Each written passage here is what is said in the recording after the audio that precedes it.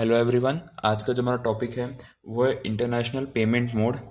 जब भी हम इंपोर्ट एक्सपोर्ट करते हैं या इंटरनेशनल ट्रेड करते हैं तो अलग अलग टाइप के पेमेंट हमको करने पड़ते हैं।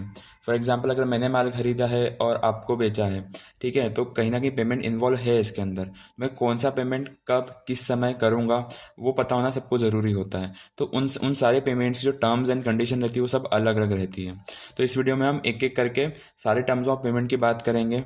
तो आज बेसिकली इस फर्स्ट वीडियो में हम बात करेंगे एडवांस पेमेंट की। एडवांस पेमेंट मतलब नाम से ही समझ में आ रहा है कि पेमेंट एडवांस में हो चुका है। फॉर एग्जांपल, जो इम्पोर्टर है, एक्सपोर्टर है, उनके इसमें सेल कॉन्ट्रैक्ट हुआ है, ठीक है। तो इम्पोर्टर क्या करेगा, पहले ही पेमेंट कर देगा एक्सपोर्टर को। फिर एक्सपोर्टर अपना जो माल है वो मैन्युफैक्चर करेगा, प्रोसेस करके उसको शिप कर देगा इम्पोर्टर की कंट्री तक। और फिर बाद में उसके डॉक्यूमेंट्स भी सारे सेंड कर देगा रिलेटेड टू जितने भी गुड्स हैं उसके, यानी उसने माल बना के भेजा था उसके जितने भी डॉक्यूमेंट्स हैं वो गुड्स भी भेज देगा, वो डॉक्यूमेंट्स भी भेज देगा। और उस डॉक्यूमेंट के बेसिस पे जो है इम्पोर्टर है वो अपना माल कलेक्ट कर लेगा पोर्ट से, ठीक है। ये होता है एडवांस पेमेंट।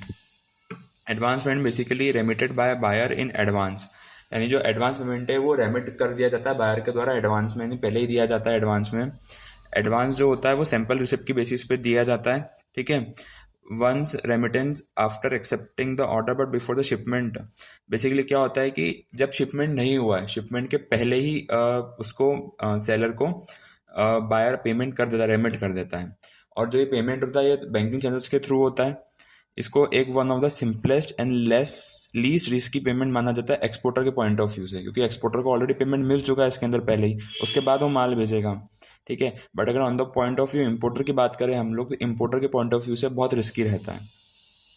इसमें आपको किसी भी तरह के शिपमेंट फाइनेंस की जरूरत नहीं रहती है, no post shipment finance required रहता है, क्योंकि ऑलरेडी पेमेंट हो चुका है। तो इसको प्री शिपमेंट या पोस्ट शिपमेंट फाइनेंस की रिक्वायरमेंट रहती ही नहीं किसी भी चीज़ की। अगर देखा जाए तो बायर के पॉइंट ऑफ व्यू से हाई रिस्क रहता है, यानी इंपोर्टर के पॉइंट ऑफ व्यू से इसमें क्या होता है एडवांस पेमेंट में कि जो एक्सपोर्टर है वो अपने टर्म्स एंड कंडीशन डिक्टेट करता है। यानी जो बेसिकली जो मेजर पार्ट रहेगा, या बोल सकते हैं जो टर्म्स एंड कंडीशन रहेगी कि किस टर्म्स एंड कंडीशन पर हमको डील करनी है, कौन कब क्या क्या कैसे कैसे काम करेगा, उसमें एक्सपोर्टर का ज़्यादा रोल रहता है। एक्सपोर्टर अपने टर्म्स एंड कंडीशन डिक्टेट करता है।